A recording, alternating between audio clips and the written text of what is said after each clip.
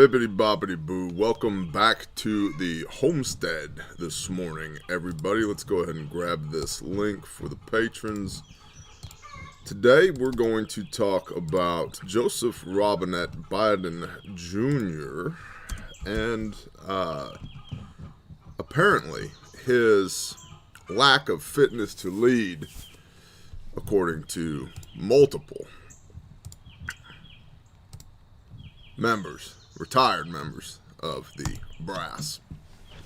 Sorry, Patreon is being difficult. That has been posted. Let's go over here. Hi, babe. I just started my show. What are you doing? I can't hear you. What's that, sweetie? Well, you need to go chill with your hamster vanilla pudding, okay? Alright, can I get a high five? Okay. Wait a minute, that one. A good one. Thank you. Alright, go simmer down. I'll see you shortly. Hey, just go chill, okay? Wait, can I have a few little white noodles? Just one. Okay. Alright. The Middle East has been the source of a few concerns this week. On Sunday, the U.S. Navy announced that it had seized thousands of assault weapons, machine guns, and sniper rifles stashed aboard a stateless ship believed to be headed from Iran to Yemen. On Monday, the U.S. fired about 30 warning shots when 13 Iranian fast attack boats approached a formation of U.S. Navy vessels in the Strait of Hormuz at high speed. The UN is concerned of a possible outbreak of a full-scale war in Israel after over 1,000 rockets, now I believe it's over 2,000 rockets, have been fired by Palestinian militants. Israel has ordered hundreds of airstrikes on Gaza.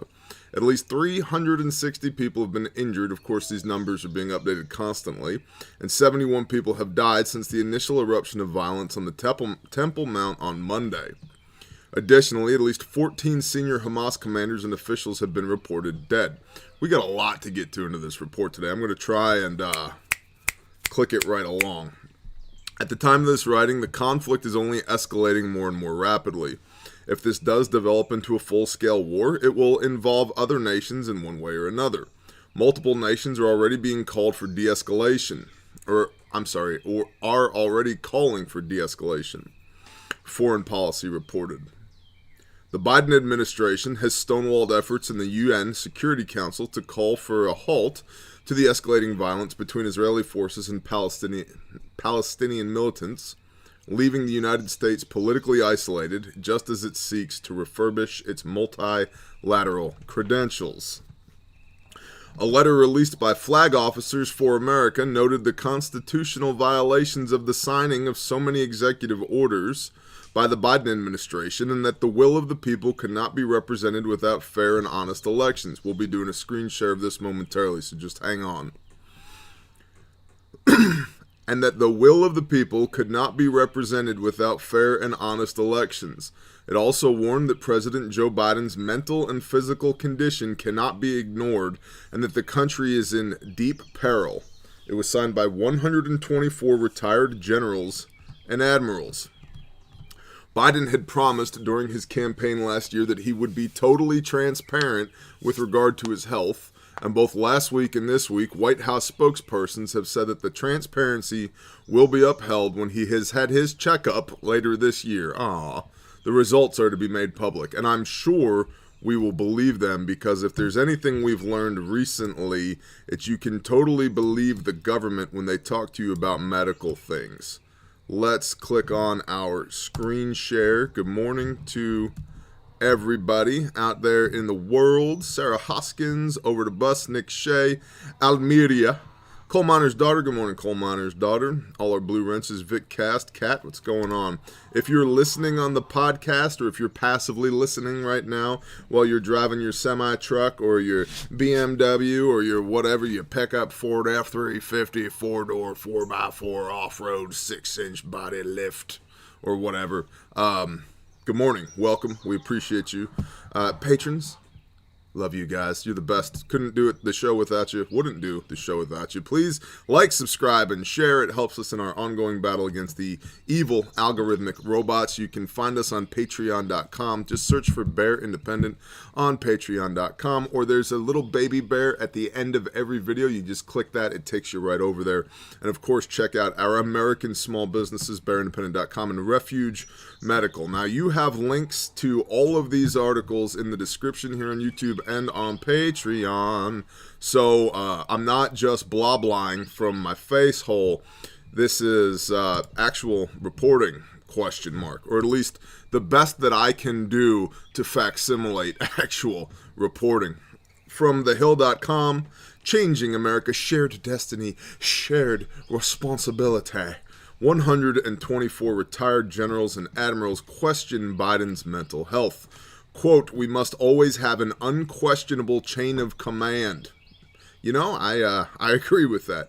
And here we see the Crypt Keeper himself removing part of his face in a very nice room. It's not the Oval Office because it's got a corner, and ovals don't have corners. I do remember that from geometry class. Story at a glance. Here's our little bullet points here. A group of retired U.S. military admirals and generals signed a letter released Tuesday questioning President Biden's fitness for office and seemingly challenging the outcome of the 2020 presidential election. The letter, signed by 124 former military leaders and posted by Flag Officers for America, the number for America for those that would like to research this at a later date, said the constitutional republic is lost without fair and honest elections that accurately reflect the will of the people. Let's pause right there for a moment, because I 100% agree with that. And I have been saying quite unpopularly for a while now, we don't have a constitutional representative republic anymore. We are in without rule of law right now because the Constitution is the highest law of the land. And guess what? It doesn't matter. We also, at least 50% of the country currently is experiencing taxation without representation. Different story for a different time. Well, you know, Bear, the tree of liberty needs to be refreshed with the blood of patriots and tyrants from time. Okay, I got it, tough guy. I got it. Good for you. You let me know what our rally point is. I'll be there. It's a great idea, Cletus, whatever you say. But I totally agree. The letter signed by 124 former military leaders and posted by Flag Officers for America said the constitutional republic is lost without fair and honest elections that accurately reflect the will of the people. Agree completely. Next bullet point. Recent Democrat leadership inquiries about nuclear code procedures sends a dangerous national security signal to nuclear-armed adversaries, raising the question about who is in charge, the group added. Well, that's interesting. Here's their open letter from Flag Officers number 4 America.com. And we will read not the entirety of it. You can download the entire letter from their website. Again, you have links in the description. But we will read their open statement. You know what? Let's zoom in a little bit so you guys can see. There we go. Open statement. We still got a live stream? Have the YouTube peoples allowed us to actually do our job today? Thank you, Todd. Thank you, Todd at YouTube. You're the best. You're the best around. Our nation is in deep peril. We are in a fight for our survival as a constitutional republic like no other time since our founding in 1776. The conflict is between supporters of socialism and Marxism versus supporters of constitutional freedom and liberty. Without fair and honest elections that accurately reflect the will of the people, our constitutional republic is lost. Election integrity demands ensuring there is one legal vote cast and counted per citizen. Legal votes are identified by state legislatures' approved controls using government IDs, verified signatures, etc. Today, many are calling such common sense controls racist in an attempt to avoid having fair and honest elections. Using racial terms to suppress proof of eligibility is itself a tyrannical intimidation tactic. Additionally, the rule of law must be enforced in our election processes to ensure integrity. The FBI and Supreme Court must act swiftly when election irregularities are surfaced and not ignore them, as was done in 2020. Finally, H.R. 1 and S1, if passed, would destroy election fairness and allow Democrats to forever remain in power, violating our Constitution and ending our representative republic. Aside from the election, the current administration has launched a full-blown assault on our constitutional rights in a dictatorial manner, bypassing the Congress, with more than 50 executive orders quickly signed, many reversing the previous administration's effective policies and regulations. Moreover, population control actions such as excessive lockdowns, school and business closures, and most alarming, censorship of written and verbal expression are all direct assaults on our fundamental rights. We must support and hold accountable politicians who will act counter to socialism, Marxism, and progressivism, support our constitutional republic, and insist on fiscally responsible governing while focusing on all Americans, especially the middle class, not special interest or extremist groups which are used to divide us into warring factions. We welcome others to join with us as we continue our effort to defend the U.S. Constitution and the American way of life.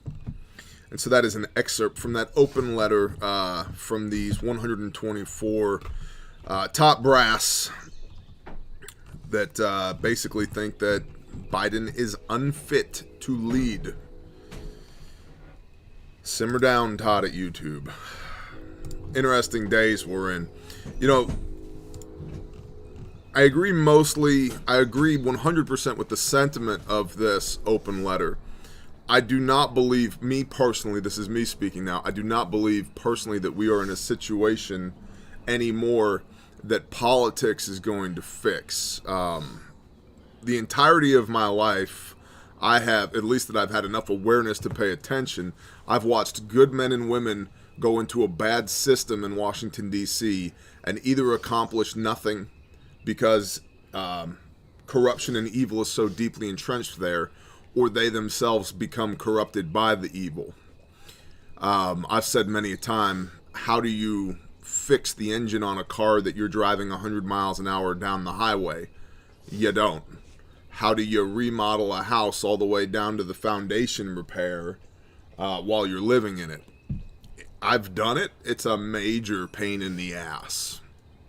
And so many times in order to fix something that is that deeply, that systemically broken, you have to vacate the facility. You have to take yourself outside of it so that you can repair the fundamental issues that are causing the problems in the first place. And so I don't believe at this point politics is going to save us. I also, to be completely clear, do not endorse or welcome violence in lieu of politics. However, I think that's where we as a nation on the macro scale are headed. Especially when you add in the lack of fitness to lead from the executive branch, the illegitimacy of a governing body you cannot have an insurgency without an illegitimate government. And here we are. Moving right along, CBSNews.com. U.S. Navy seizes cache of weapons, and when you say cache, that's a pinkies up, bro. Pinkies up. Here, let me go ahead and get a sip of this.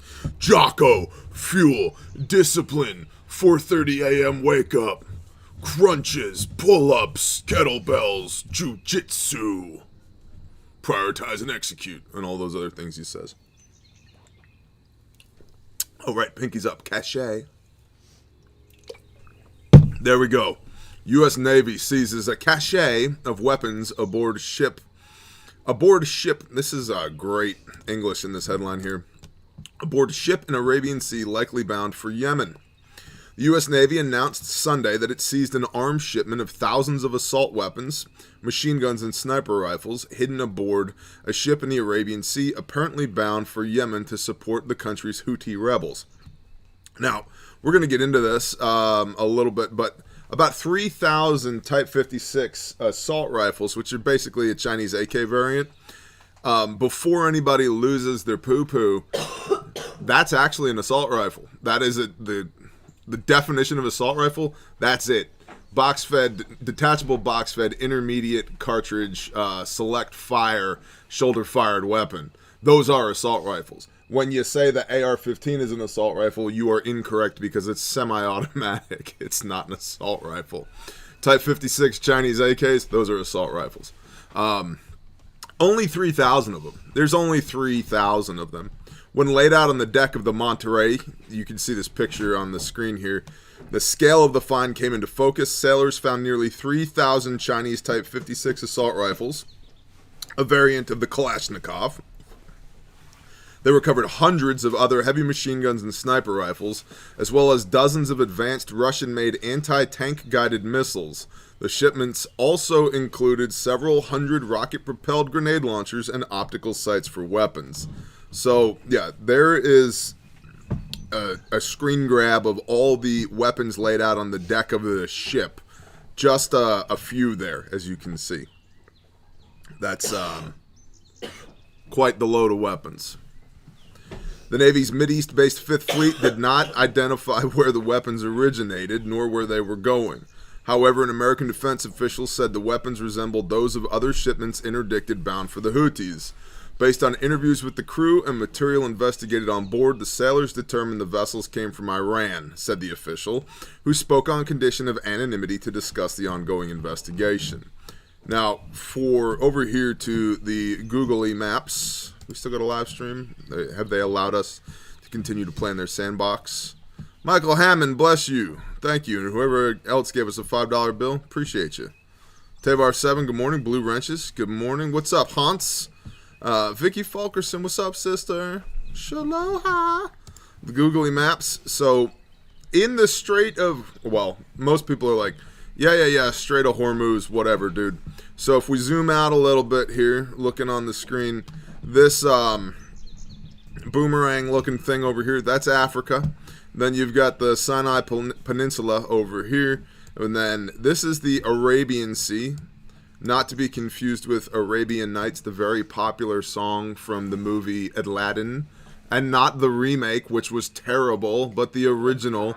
No. Will Smith can do a lot of things. He can't be... No one will ever replace the original genie, Robin Williams.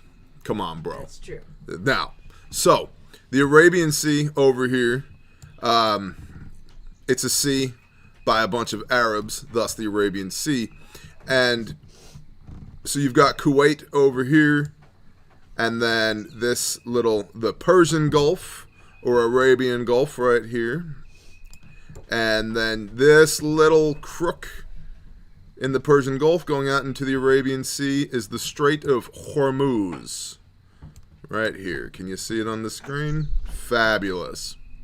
Okay, and obviously you can see the importance of controlling the Strait of Hormuz. First of all, you got a 90+ degree redirect right here. So, and you've got a pinch point, and you've got a landmass that sticks out into the pinch point. This is tactical, strategic wonderland right here. Of course you would want to control this. Now, there's a little country called Iran right here, filled with people who hate our guts. There's also another country down here. We go around Oman to Yemen down here, filled with not 100% filled with, but there's a good number of people there that hate our guts too. Also, interestingly, pretty much everybody in this area of the world hates each other's guts, which we'll talk about Israel and Palestine in a moment. But essentially, these firearms that were interdicted by the U.S. Navy, these weapons, they believe were coming out of Iran here to the north around the Sinai-ish Peninsula, Saudi Arabia, Oman, and into Yemen. So, a little visual always helps. We're also going to be talking a little bit more about the Straits of Hormuz here in a moment because U.S. ships fire warning shots in encounter with Iranian boats. Where? Where did that happen? Right here in the Straits of Hormuz. Because Iran, bro. And also because we, the United States of America, have a very large military presence in this general vicinity, because in this general vicinity, these people be trying to kill each other for the last 4,000-ish years, and there's a bunch of that black gold underneath the ground, and we need that to stabilize and prop up our economy. So, yes, the Pax Americana here, peace through superior firepower, so that we get the go juice, so that we can make all of our Ford F-350 pickup trucks off-road mucho bueno. Back to this article. Yeah, that's a hell of a paraphrase, but that's kind of my geopolitical worldview in a nutshell. U.S. ships fire warning shots in encounter with Iranian boats. By the way, there's a lot of contention over what is the difference between a ship and a boat. And generally speaking, it has to do with the keel. How deep the keel of the vessel, not it will keel Doug Marcada from Forged in Fire when he smashes some crudely made blacksmith's axe into the side of a ballistic gel skeleton. Not it will keel. The keel being the Sharpie point that comes down in the center of the hull of the boat. So typically it's said that a ship can launch boats, but a boat can't launch ships. So like a ship is a boat that carries other boats, and that's generally true, but that's not the definition. Generally speaking, the way the U.S. military defines the difference between a ship and a boat is, do they lean into a turn when they make a turn, or do they lean away from a turn when they make a turn? And that has to do with the depth of the keel on the hull and how the differential pressures of the side hull force versus the keel force determine how the ship or boat vessel positions itself in the water as it turns. There's a thing you know now. Dateline Washington from APnews.com. Washington, a group of 13 armed speedboats of Iran's Revolutionary Guard made, quote, unsafe and unprofessional, end quote, high-speed maneuvers towards U.S. Navy vessels in the Strait of Hormuz on Monday. And a U.S. Coast Guard cutter fired warning shots when two of the Iranian boats came dangerously close, U.S. officials said. Remember, Iranians have kind of a pretty bad history of driving their ships into our boats. It was the second time in 2 weeks the U.S. ship opened fire to warn vessels of Iran's paramilitary Revolutionary Guard. The encounter came as the United States and Iran are in indirect talks in Vienna aimed at reviving the 2015 Iran nuclear deal, which the United States left in 2018. Asked whether it appeared the Revolutionary Guard are trying to pick a fight with the U.S. Navy, Pentagon Press Secretary John Kirby declined to comment on the Iranians' intentions. Well, I'm just going to say it sure seems like it. There's not a whole lot of space to maneuver over here, but accidentally piloting 13 vessels in, around, near a bunch of U.S. vessels directly at them to the point that somebody fires warning shots at you is very likely intentional, not unintentional. Quote, sadly, harassment by the IRGC Navy, Iranian Revolutionary Guard Corps thing, Navy, is not a new phenomenon. It is something that all of our commanding officers and the crews of our vessels are trained for. That's bad English. Trained for? Okay, got it. Kirby told reporters at the Pentagon, this activity is the kind of activity that could lead to somebody getting hurt and could lead to a real miscalculation there in the region, and that doesn't serve anybody's interests. On 26 April, an American warship fired warning shots when vessels of Iranian Revolutionary Guard came too close to a patrol in the Persian Gulf. That was the first such shooting in nearly 4 years. The Navy released black and white footage of that encounter in international waters of the northern reaches of the Persian Gulf near Kuwait, Iran, Iraq, and Saudi Arabia.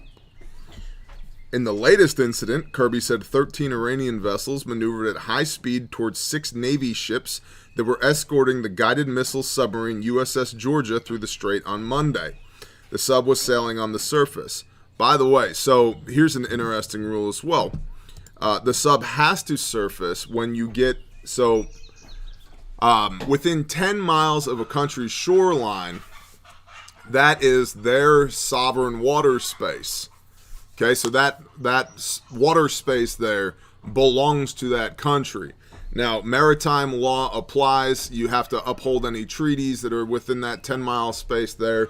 And, hey, please stop doing that, okay? You're distracting me. Thank you, sweetheart. I appreciate that. And there's many treaties in place that allow vessels to come and go through that 10-mile demarcation out from your shoreline. One of those rules, one of those regulations is submarines have to surface. They have to be above the waterline when they are in somebody else's water space within 10 miles of their shoreline. So if you look here, again, at the Strait of Hormuz, there ain't no, this is less than 20 miles across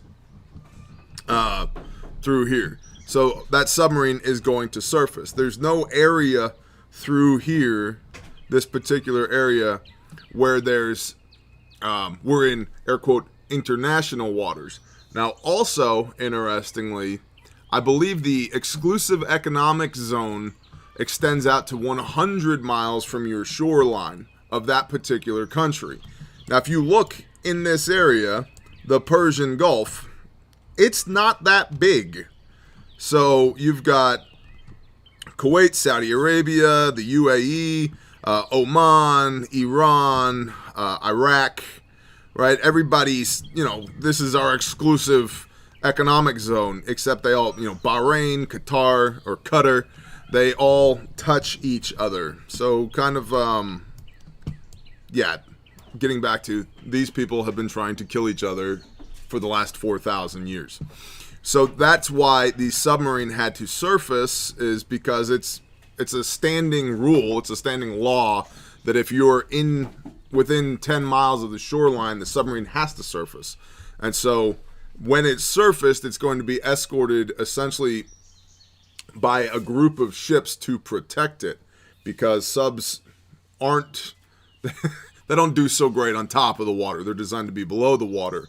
But the Iranians have been patrolling all types of small craft through this area, trying to pick a fight with the United States. So, Otto, knock it off, doggo. In the latest incident, Kirby said 13 Iranian vessels maneuvered at high speed towards 6 Navy ships that were escorting the guided missile submarine USS Georgia through the strait on Monday. The sub was sailing on the surface. The 6 Navy escort ships included the guided missile cruiser USS Monterey. A day earlier, the Monterey had intercepted an arms shipment aboard a dhow in the Arabian Sea, apparently headed for Yemen, whose Houthi rebels were supported by Iran. So a dhow is like a small, indigenous craft. They were acting very aggressively, Kirby said, of the Iranian boats. At one point, 2 of the Iranian boats broke away from the others and positioned themselves on the other side of the U.S. ship formation. The 2 then sped towards some of the U.S. ships. In an attempt to de-escalate the situation, good morning, Sam, the U.S. crews issued multiple warnings to both groups of Iranian boats, including repeated bridge-to-bridge verbal warnings, said Navy Commander Rebecca Rabarek. That's an interesting name. Rebecca Rabarek, okay. A Navy 5th Fleet spokesperson. After 2 Iranian boats failed to respond to the multiple warnings and closed to within 300 yards, the Coast Guard cutter Maui fired a volley of warning shots from its .50 caliber machine gun. It fired another volley when the Iranian boats got within 150 yards. The 2 Iranian boats then altered course and increased their distance from the U.S. forces, said Rabarek. So, my gut instinct here is, they're 300 yards out? Bro, just open up on them. But now we've created, and this is the issue in that area of the world, now we've created an international incident because a bunch of morons from Iran want to poke the giant bear that is the United States of America. And this is how an insurgency works. And or when you have any type of asymmetrical warfare that you're trying to, when a smaller opponent is attacking a larger opponent, you want to create an overreaction on the part of the larger opponent. And so they're taking these little ships and basically getting right up in our business within billions of dollars of U.S. equipment and thousands of U.S. lives. and acting reckless so that they can prompt an overreaction from us. And so, like I said, my gut reaction would be, sink those bastards. Quit sniffing my rifle, Sam. But Dad, it tastes like death and I love it. I know, it really does. Dad, I said knock it off the auto because he was being a butt again. Good job. Thank you. So, yeah, good job on the part of the coasties and the sailors out here who didn't just destroy these little Iranian boats, because that's what I would have done, but in the heat of the moment, probably wouldn't have been the best decision to make. Do we still have a live stream? We do indeed still have a live stream. Imagine that. Cool. We got almost 1,000 people on this morning. That's wonderful. Hey, listen, currently it is the month of May. Hey, Prepping 101, good morning, bro. Remember the good old days when Prepping 101 would say, Bear, do you want to come on our live streams? We should hang out. Get StreamYard. Yeah. I'm like, not anymore, man. I'm like Grandpa that's been putting the old folks home. It's like, we'll see you once a year, man. We'll stop by and see you. Hey, give me 1 minute down there, Toodler. Sam, why are you so needy this morning? I'm trying to talk to the internet. Dad, what is that? Does it save lives? Is it made in America? Is it guaranteed forever? Why are you so needy? Were you up doing murders all night? Yes, Dad. Murder dog. Okay, good job. Can I go back to talking to the internet now, Sam? He says yes. Let's see what we can do here. So let's take this off. We'll grab this. Why am I talking to the internet? Because believe it or not, that's kind of my job, Sweet Pea. I know, it's strange. Hey, Sam. Sam. You want to say hi to the people? Hi, people. Battle dog. What are you doing? You were very needy lately. Yes. Have you been doing a lot of coyote murders? He is. Yeah. Are you sleepy? Yeah. I was up all night protecting the homestead, Dad. Yeah. All right. Good job. Good job, Sam. There you go. We need to go to the store and buy some stuff from an Okay. Okay. Okay. Cool. So the best production stuff around here today. And now that we have 9,000 pounds of dog fur on us, this is the bare minimum from refugemedical.com. I designed this. It has been refined through use by special forces, SWAT teams, all kinds of awesome, badass people all over the world. This is handmade, made in America, guaranteed forever. It's about yay big. It mollies onto your war belt, your plate carrier, your chest rig, the back of the headrest of your car, your whatever, right? You pop this open like so. You pull the red handle, and this is the minimum, not the FAC. Pull this tab open. You've got Gen 7 cat tourniquet for arterial bleeding in the extremities. Nitrile gloves, because if it's wet and not yours, don't touch it. Surgical tape, and I've noticed a lot of people have been like, hey, that's interesting how the surgical tape works. You see this? This is hook and loop right here. This is Velcro. So if you need this, you grab the tape and pull, and now the tape comes out. But that way, when you open the package, the tape doesn't just roll away from you while you're trying to work on the casualty. So that's how that works for anybody who's been interested in that. So your tape is retained, but if you need it, you just pop it right out. Okay? Then you got a 6-inch North American Rescue Emergency Trauma Dressing. There's our little Made in America patch right there, because they are made in America, made in the USA. You've got a decompression needle for tension pneumothorax right there in the middle. Then down here, you've got the stack. So in the stack, you've got 7 1/4-inch North American Rescue legit trauma shears, not garbage. You've got your nasopharyngeal airway. You've got compressed gauze for wound packing right here. So the compressed gauze and the pressure bandage would be for arterial bleeding in your junctional areas, like maybe you got some counterfeit 50 BMG slap rounds and you're shooting them through your Serbu, and the pressure gets ridiculously high and blows up, and part of the gun goes into your neck and not severs but slices your jugular, and you should have had a first aid kit with you. And then you would take some of this gauze, you'd pull this open, pack the gauze in the wound, and then apply pressure. You could do that with a pressure bandage by going around the neck, under the shoulder, like so. Hold that in place, rather than sticking your thumb in the wound. Then you've got 2 5x9 gauze pads down here.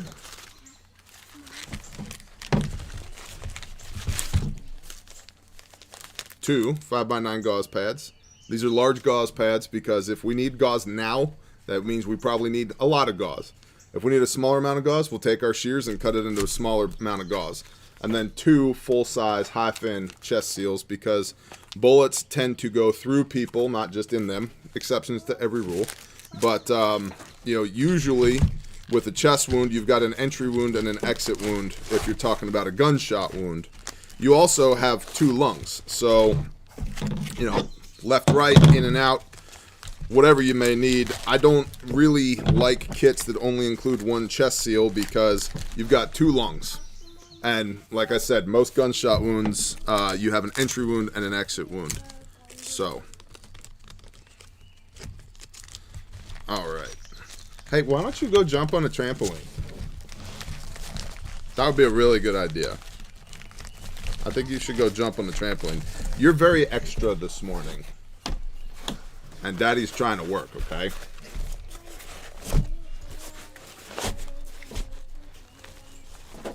You can take the hamster to the trampoline, but you can't jump with the hamster on the trampoline, or you will launch it into low Earth orbit.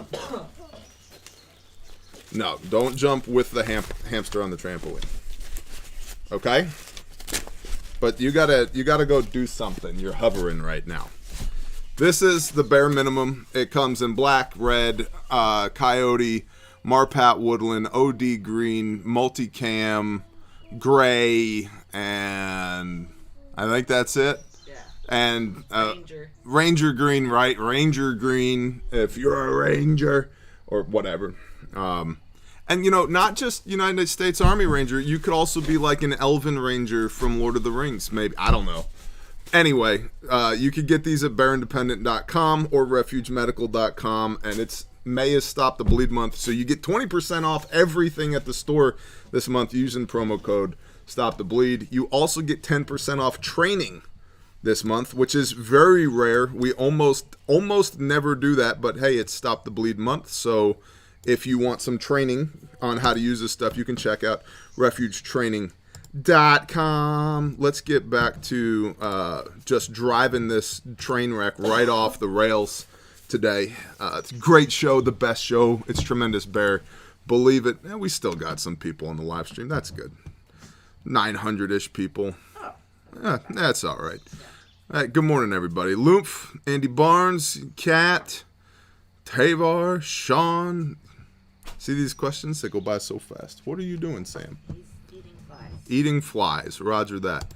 So, Israel, Gaza, fears of war as violence escalates. Good times, the best times. Tremendous. So,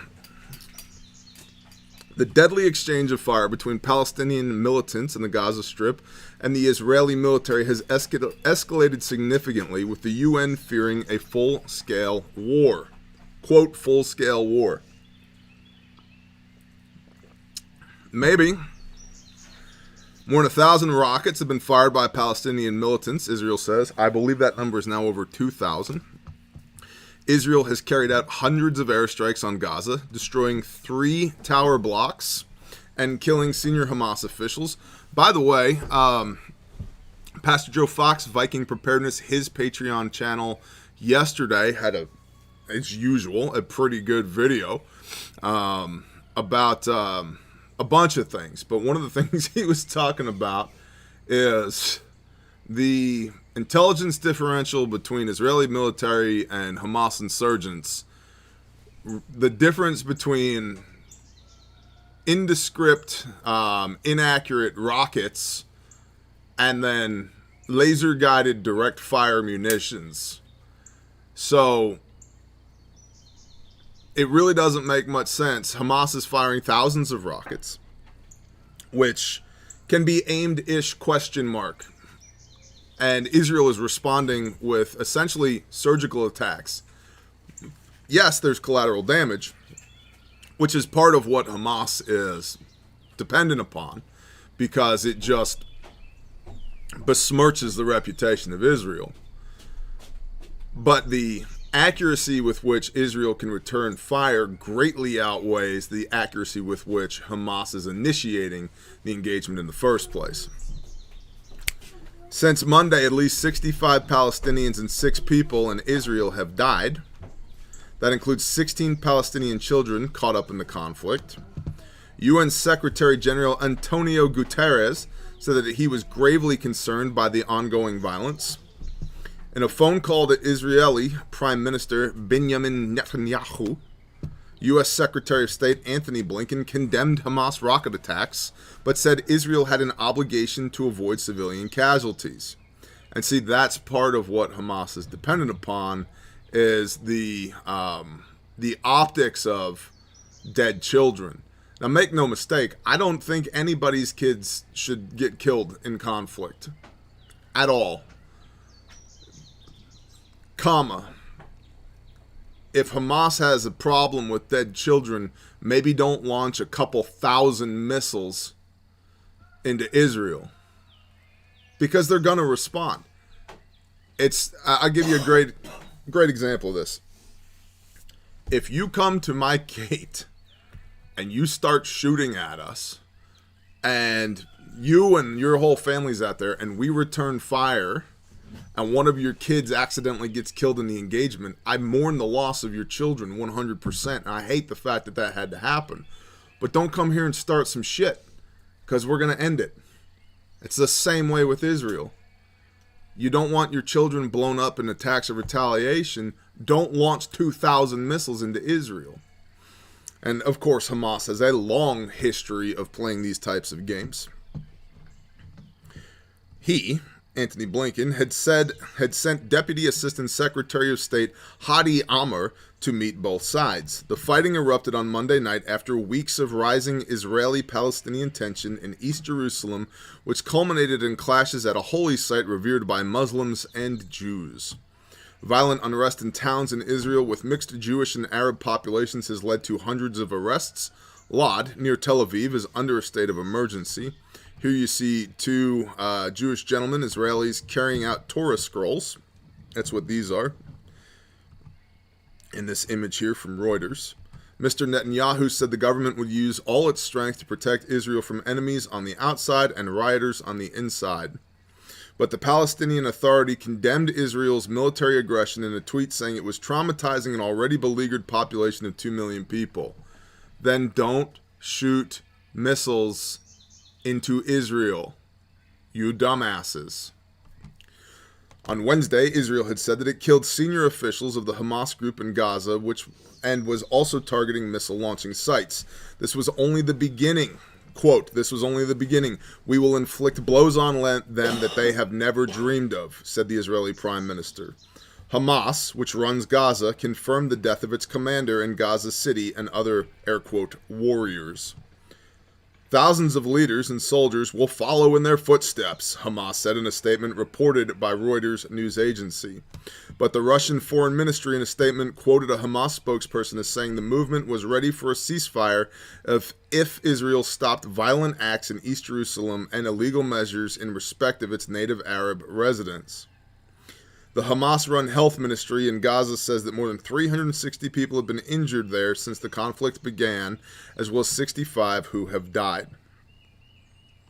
The Israeli Defense Forces, or IDF, said on Wednesday that their strikes on Gaza were the largest since the conflict in 2014. And this article goes on from here. You'll have links to this in all of the description down below. So, yeah. I've got asked yesterday on Patreon live stream yesterday morning, which is a Tuesday, Thursday thing, coffee time with Bear. Hey, Bear, what do you think about what's going on in Israel? What do you think we can do to stop it? Nothing. Not a damn thing. This goes way, way back. This is literally a conflict of biblical proportions. This has been happening for thousands of years before us. If the Messiah does not return anytime soon, it will happen for thousands of years after us. There is not a man on the face of the earth, or woman on the face of the earth for that matter, that's going to stop this. This is literally in God's hands and has been since the dawn of time. And as I said before, if we go back to our googly maps over here, this particular region right here, say from roughly Bulgaria over to Egypt, Sudan, Eritrea, Yemen, Oman, over to Pakistan, Afghanistan, all into the stands, Turkmenistan, back around to Georgia and Azerbaijan. This region right here has been in conflict for the last 4,000 years. The idea that it's going to not be in conflict anytime soon, I wish you the best of luck with that. And this gets back to perhaps one of the most obnoxious but true videos I've ever done. Got a lot of people who were like, Bear, how do you survive martial law? Step one, don't be where it is. It's as simple as that. Population density, bro. Well, you would just leave your homeland? If 2,000 missiles are flying into my homeland, you might want to bug out. That would be leaving your homeland. Maybe it's time to go somewhere else. Because the cost-benefit analysis, do I stay here, right here, because of ego and pride and let my children get bombed into the afterlife? Or do maybe we throw our shit on our backs and go for a little walk? I'm going to go with option B. Let's go for a walk, kids. So, yeah. Sometimes it's just not worth it. Go somewhere else. Biden stonewalls UN concerned over Israeli-Palestinian clashes. This from foreignpolicy.com. The United States, formerly the honest broker, must navigate political landmines at home and abroad to respond. 12 May 21, the Biden administration has stonewalled efforts in the UN Security Council to call for a halt to the escalating violence between Israeli forces and the Palestinian militants, leaving the United States politically isolated just as it seeks to refurbish its multilateral credentials. By the way, shout out to the dance monkeys, the monkeys of the dance, for putting this together. That is our research team, and they have provided the bones of this report today. And so if you have intelligence that you would like to add to this report, or good news that you'd like to share with the Bear Nation, you can email them intel@bearindependent.com. intel@bearindependent.com. We appreciate their efforts greatly. Back to the article. In recent days, the United States has, on at least 3 occasions, refused to engage in negotiations initiated by Norway and Tunisia aimed at adopting a Security Council statement criticizing Israel's evictions and demolitions of Palestinian properties in occupied East Jerusalem. Well, from where I'm sitting, good. Because Palestinians, aka Hamas, when they don't like the way things are going, they don't use diplomacy, they don't use politics, they just start indiscriminately launching missiles at innocent civilians, which is literally the definition of terrorism. Terrorism is using extreme violence for political gain. That is literally the definition of terrorism. So Hamas is a terrorist organization, and the Palestinian governance is essentially Hamas. And so the idea that the United States should be condemning Israel for not negotiating with terrorists is a bunch of bull honky as far as I'm concerned. By the way, Norway and Tunisia, mind your effing business. The U.S. stance has effectively rendered the 15-nation council mute, as all statements from the body must be supported by a consensus. Well, that in of itself is a problem. Anybody who thinks you're going to get a consensus with 15 separate nations on some type of council, that's not very wise. You need, 2/3, 3/5, 3/4 consensus, but a 100% consensus, no way. The United States has told other countries that it is trying to calm the violence through direct diplomatic outreach and believes the UN Security Council action at this stage could jeopardize that effort, according to sources at the international body. Quote, the United States is engaging constructively to ensure any action by the Security Council is helpful in de-escalating tensions, end quote, a spokesperson for the U.S. mission to the UN said. The spike in violence between Israeli security forces and Palestinian protesters and the escalation in strikes and counterstrikes between Israeli airstrikes and Hamas rocket attacks from Gaza continued Wednesday with at least 48 Palestinians, 6 the numbers are always changing. So, and the article goes on from here, but essentially now the UN is saying, United States, you should condemn Israel for these counterattacks. I'm no fan of Joseph Robinette Biden Jr. or his administration, but I will say, good on him for not immediately saying, you know what, Hamas is right, Israel, stop it, knock it off. No, that's good. Good. The UN can beat feet on that. Lastly, circling back around, we'll come back around to that. We're going to circle back around from Politico.com under the heading of defense to this retired brass issue that we're having here with the pretender-in-chief. Disturbing and reckless, retired brass spread election lie in attack on Biden and the Democrats. Now remember, this is from Politico. We need to be emotionally, intellectually mature enough to at least receive information from what could be perceived to be an opposing viewpoint.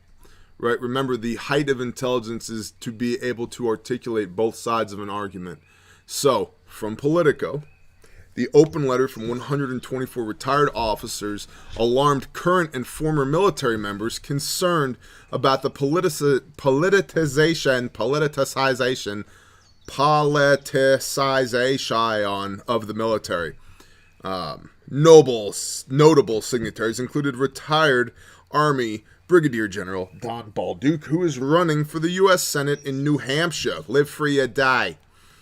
Which, by the way, guys, I love the state motto. Let's just get better at it. That's all I'm saying. Live free or die.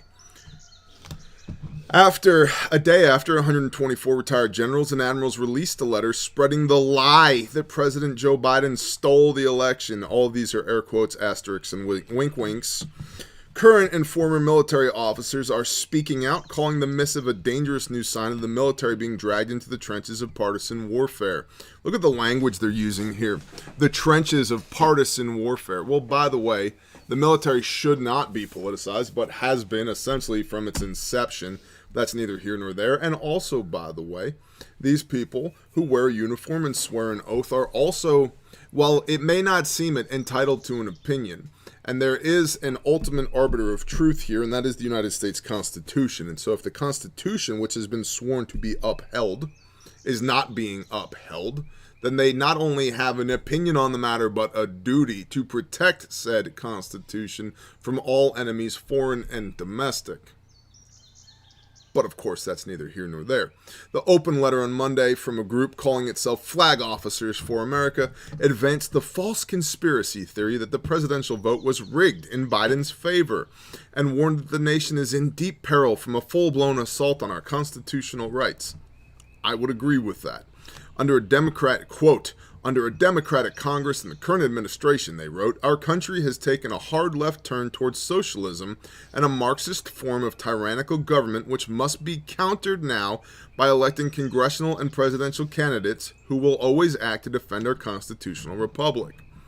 And as I said earlier, I agree with the first half of that statement, and I unfortunately believe that the second half of that statement is inadequate at best to address the threat that we currently face. I don't think you're going to fix a broken system by putting more people into the broken system.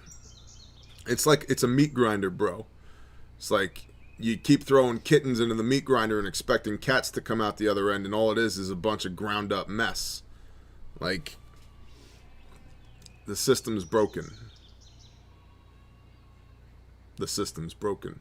We don't have a constitutional republic anymore. We haven't for a good long while, but it's just really coming to a head right now.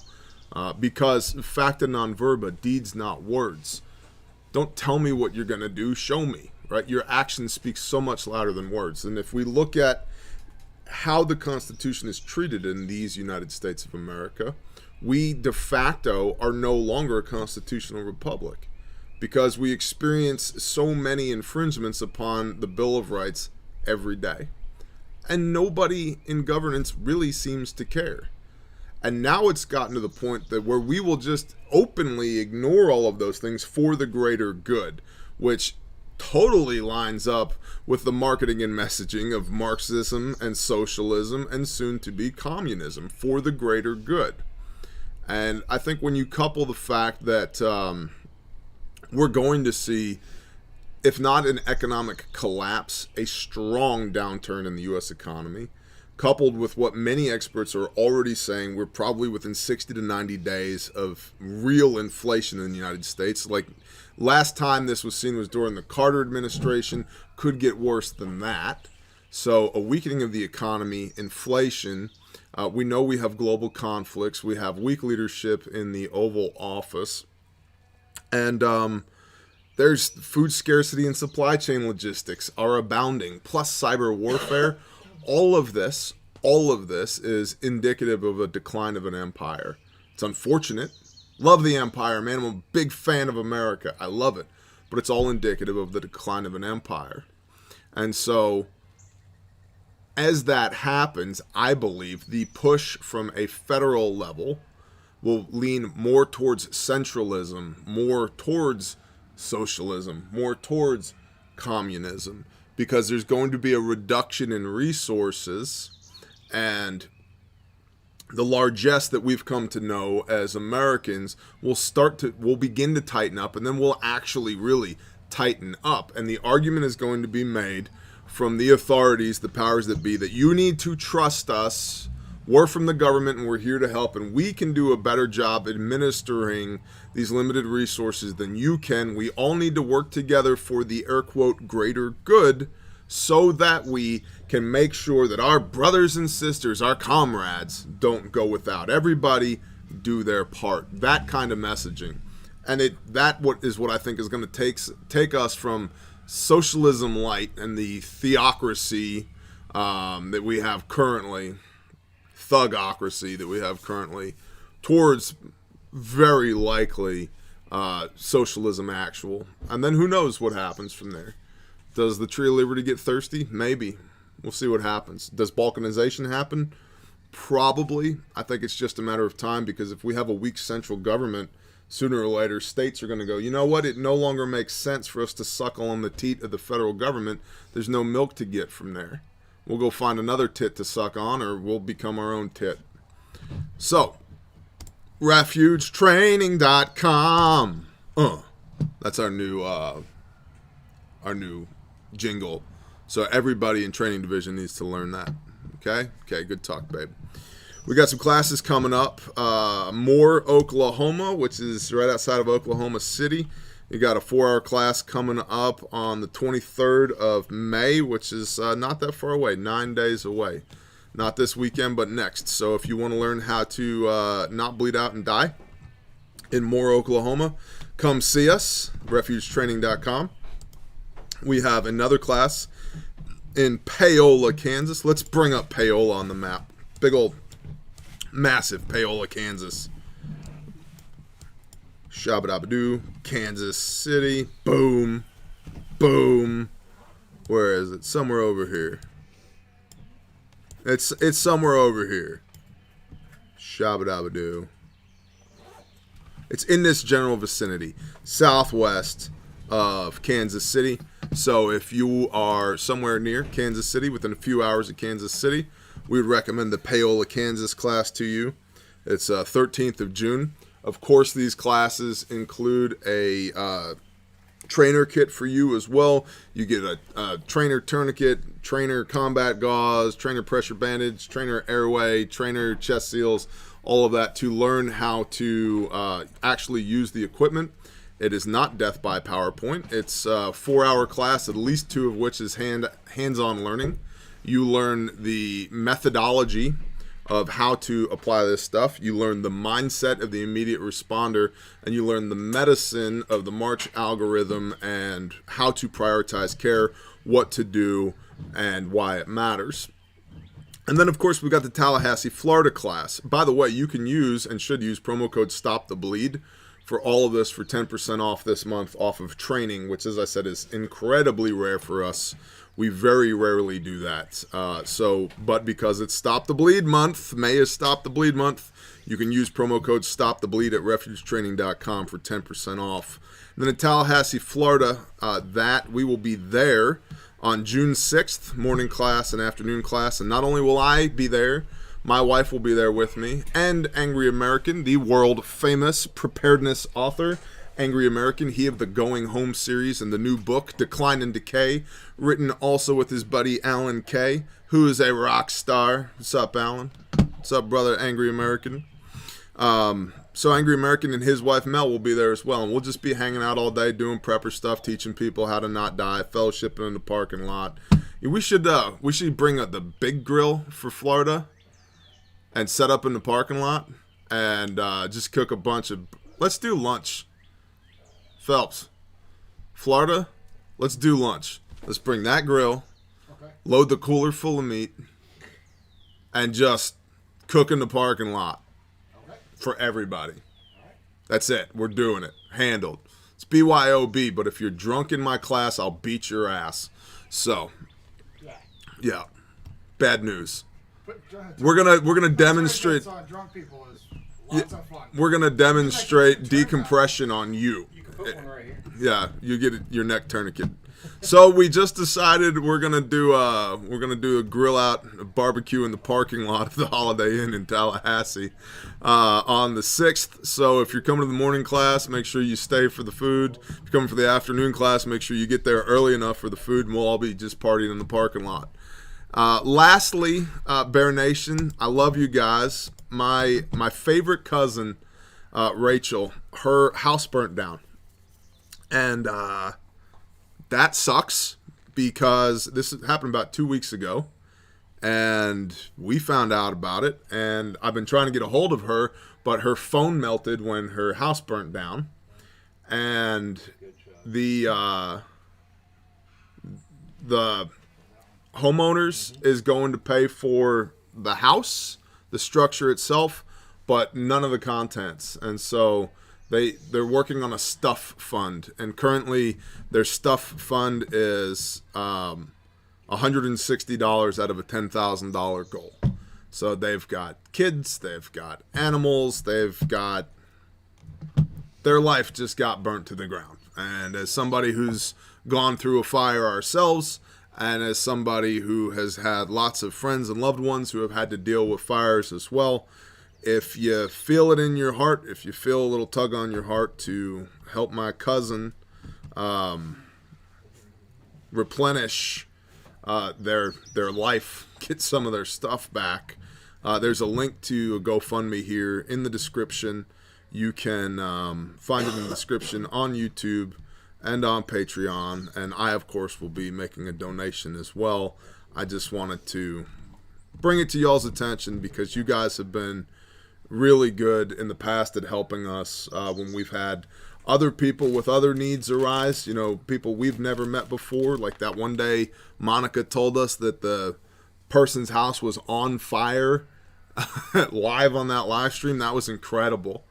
We raised a ton of money for those people because y'all are badass. And so if the spirit moves you and you'd like to help my cousin Rachel get her house put back together, get her house in order, we'd greatly appreciate it. And your prayers are always welcome on that as well. And so that's today's show, y'all. I appreciate y'all greatly, and I do very much so feel the urge to pray this morning, and so we're gonna pray this morning. Oofta. There we go.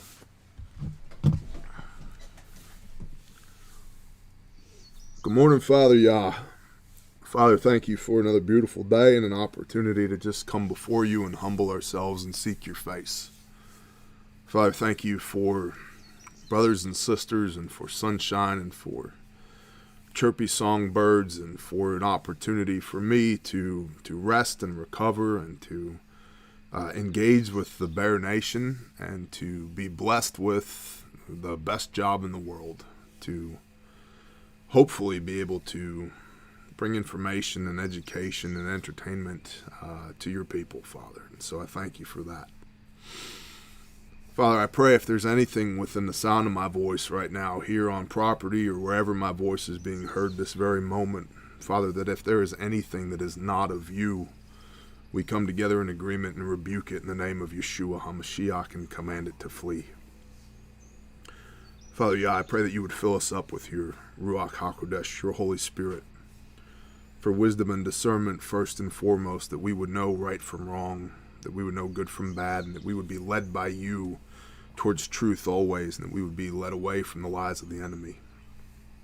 Father, that you would equip us with strength and power and authority in the name of Yeshua to be your hands and feet, to meet the challenges of the day, and to step into the calling that you've put on our hearts, to be the warrior that you've made fearfully and wonderfully in your image, to be your hands and feet, Father, to execute for you here on this earth until your Son comes back and puts everything back together the way it ought to be again. Father, I pray for healing for everybody within the sound of my voice, whether it be mentally, physically, emotionally, spiritually, financially, Father, that those of us that have been broken by the world, that you would just minister to us, that you would knit flesh and bone back together, that you would purge our thoughts of darkness, that you would fill us up with light, Father, that you would be near to us, and that great feats and miracles would be accomplished in your name. Father, and I pray that you'd bring us peace that surpasses all understanding, that as the world continuously just seems crazy, that we would be centered in you, that we would be grounded, that you would remind us who is on the throne and whose sovereignty reigns in our lives, that even as the enemy has been given an opportunity for a short while here on this earth, that ultimately you are in control. And Father, I pray that you would just continue to convict us to walk in your will, to do what you would have us do to the best of our broken ability. And Father, I thank you that our broken ability has become good enough by the blood of Yeshua, that we are welcomed back into your presence with open arms by the atoning sacrifice of our Messiah. And I thank you that you would strive with people like us, that you would teach us how to overcome, and that you would allow us to rule with you. Father, I thank you for this opportunity. And Father, I lift all these people up to you and lay them at your feet and ask you to protect them today, to provide for them today, and to bless them today. I ask all these things in Yeshua's name. Amen. Bless y'all. Have a wonderful Shabbat. Shalom.